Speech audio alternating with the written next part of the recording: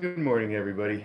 It is Friday, it's April 2nd, and although you may not recognize it, we are in the annex with Port and her oranges.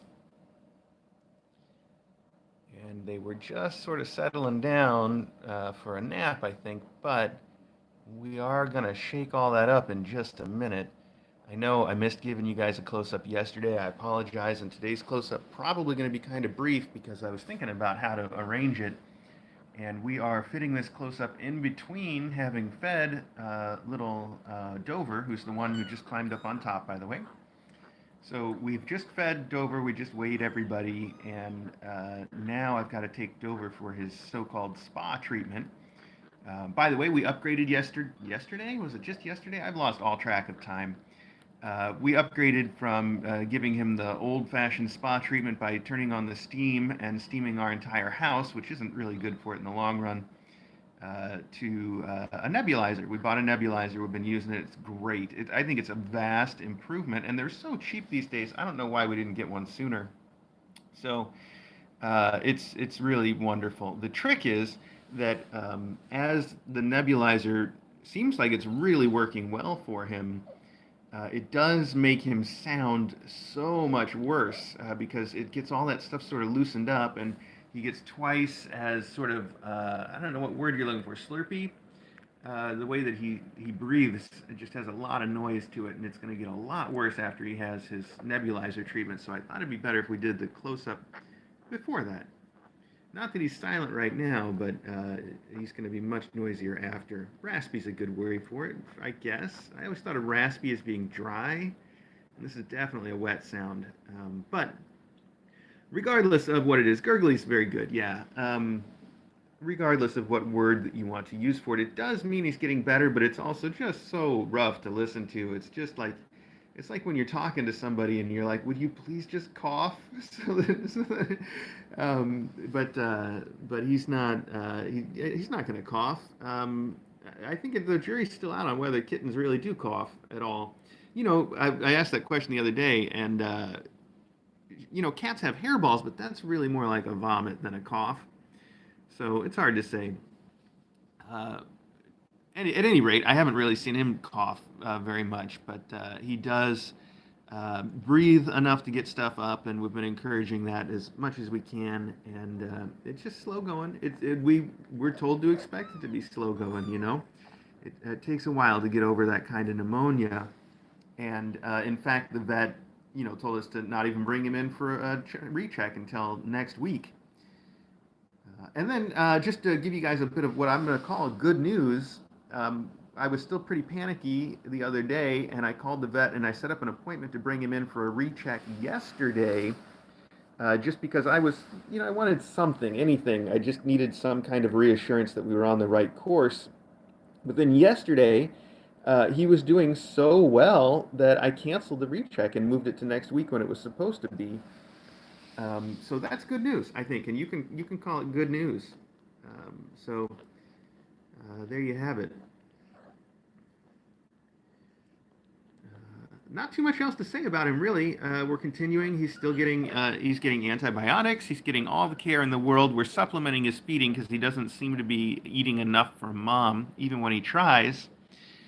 But when we feed him with the tube or the syringe, he picks up food very well, and as long as we keep doing that, he's going to keep on getting the food. I see everybody asking about percussion. Yes, we do that too. We do all the stuff.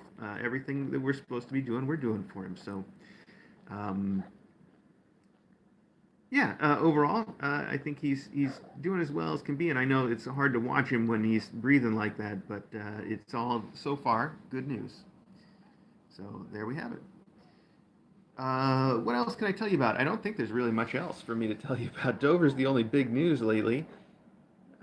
And I'm not going to be able to take this close-up out and go downstairs and when the close-up's over, I'm going to take him straight across the hall for his treatment. But tomorrow, we'll see if I can find a way to do a better job of getting you guys oh, wait, is today Friday?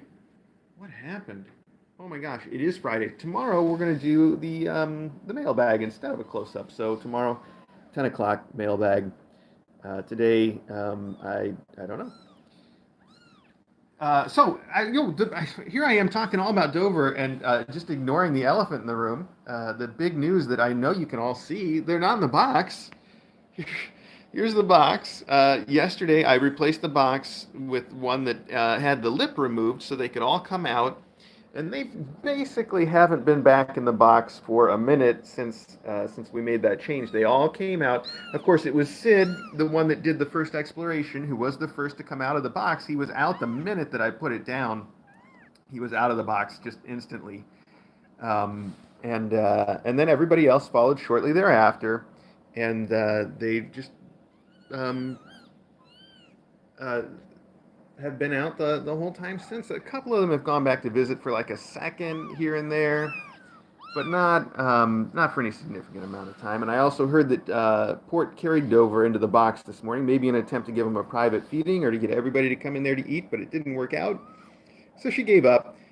I also think it's interesting that every time she lays down to nurse them, she lays directly in front of our floor camera. And I even moved it. So she'd been doing that over here, basically where I'm sitting, and I moved the floor camera. And then the next time she laid down to nurse them, she moved with the floor camera. So she'd still be right in front of it. Maybe she just likes being right in front of the camera somehow. Makes it hard to see anything, but she keeps doing it. This is Rotterdam, by the way. You can tell from where his little black mark of food coloring is. It's on his front left shoulder, so that makes him Rotterdam. Well, it doesn't make him Rotterdam, but it identifies him as Rotterdam. And if you want to know what all the names are and where all the marks are, they're the food coloring marks. There's a cheat sheet on our website, which is kitten.academy. You can look for that. I know Rotterdam just wants to have some attention and hang out. They were all climbing in my lap this morning. They're so advanced for being not even 3 weeks old yet. They'll be 3 weeks old on Sunday, if I'm doing the counting right. And they're already wandering around and climbing my lap. And they were taking some swimming lessons in the food bowl, but I don't think any of them have tried to eat anything yet, which is normal. We wouldn't expect them to eat anything until they were over 4 weeks old, so it would be very early if they started eating anything yet. But I wouldn't put it past this very advanced group of kittens.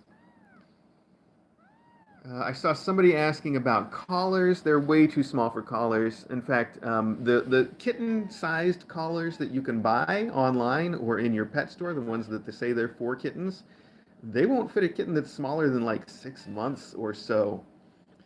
So consider these kids are 3 weeks. They're nowhere near big enough for those collars. We do have special kitten-sized collars that are smaller than anything you can buy. But even for those, we probably won't get them into those until they're 5 or 6 weeks old. So that would be the plan. Until then, we're just going to have to go with the dots. I know it looks funny, but it works. And knowing who is so important for keeping track of health issues and personality traits and other things. I think we've already started to assign certain personality traits to certain kittens based on the way they are. And little Rotterdam just has so much to talk about this morning. Let's take a quick look at all of them so you can see their pretty little faces. Everybody's got all their eyes going, and you can remember everybody in order. So Halifax is we've got the order is just the order of the weight sheet. It's not necessarily the order they were born in because we don't know because even though we were here for the birth, we couldn't keep one separate from the other at that time. So Halifax has his little dot on his head right on top. And Halifax is right here. Good morning, buddy. Hi. Okay, I know. Well, you're starting to get better about being picked up and held already. There we go. That's our little Hal. And then number 2 on the sheet would be Dover, our little wheezy kitten who I was just talking about. Now, if you aren't following along, Dover has what they call aspiration pneumonia, which basically means he got some of his kitten food into his lungs and he's recovering from it. And it's going to be a long recovery, and he's going to be very wheezy. And this is him. He's the one that has the mark in the middle of his back. I just put new, fresh food coloring on it, but in the middle of his back is one of those spots that Mom just grooms all the time. So his spot is going to go missing quite a bit. But this is our little boy Dover, our little gurgly boy Dover. He looks a little tired right now, but he's, like I said, he's been doing very well and very energetic, actually. He fights everybody.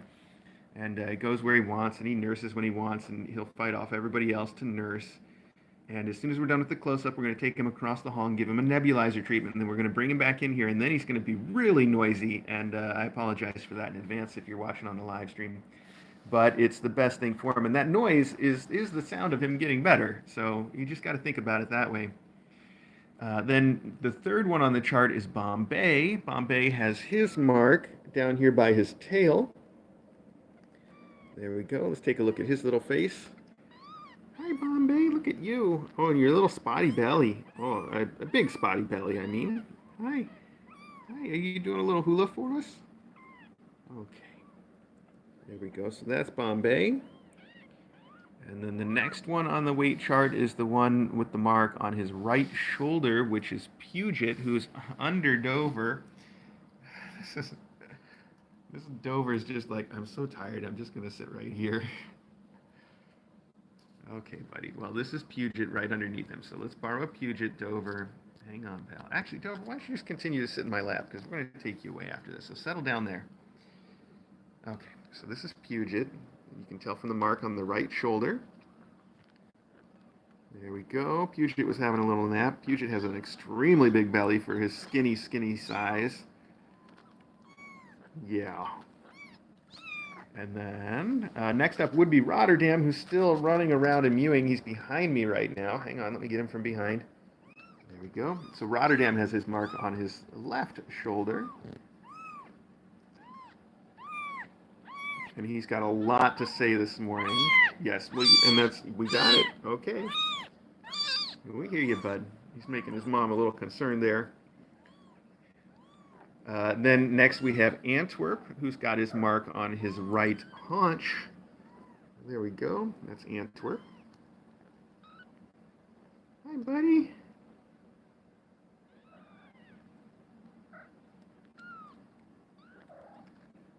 Then we've got the left haunch kitten, who is Sydney, the first out of the box. Sydney's also the one that took the longest to get his eyes open, but was looking out the box every day, even with his eyes closed, which is a little weird. But he clearly had a plan that he put into motion the minute that he could. He was the first out of the box twice in a row. There we go. Hi, yes, okay, so that's Sid. He's a big boy, too. And then finally, we have Rio. There he is, sitting. Rio is almost always on his back, I've noticed, which is convenient because Rio's mark we've put on his chest. Hey, Rio. Oh, he's like, don't wake me up. I'm dreaming about things.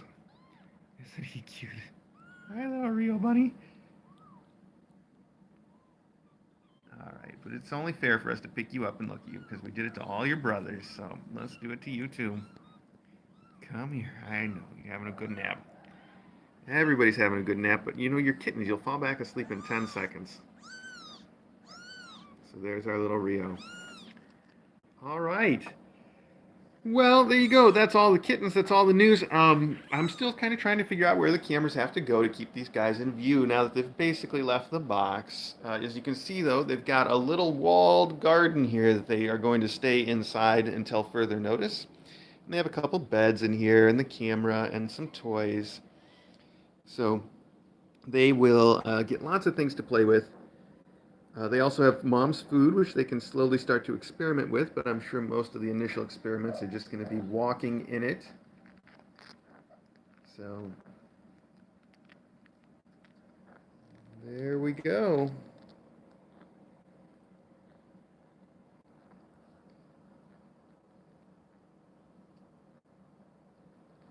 All right, time for me to get on with Dover's morning, Dover's busy morning.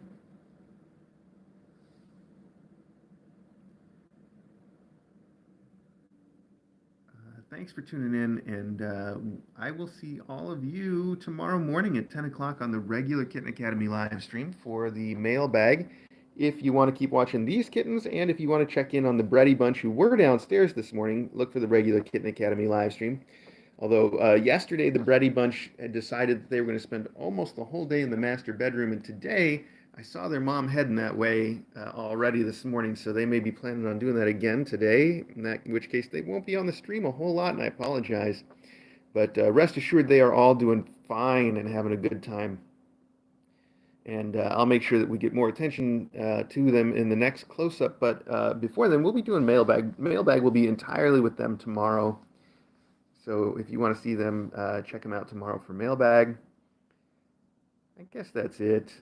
Who is this little? You're just a little fuzz head, and you're being so cute. And look at those blue eyes. I don't know who you are without seeing the dot, though. Let's look. Oh, okay, that's Rotterdam again, the one that's been walking around and yelling. He must be satisfied with his spot now. Look at that little fuzzy face and those blue eyes. So pretty here in the sun.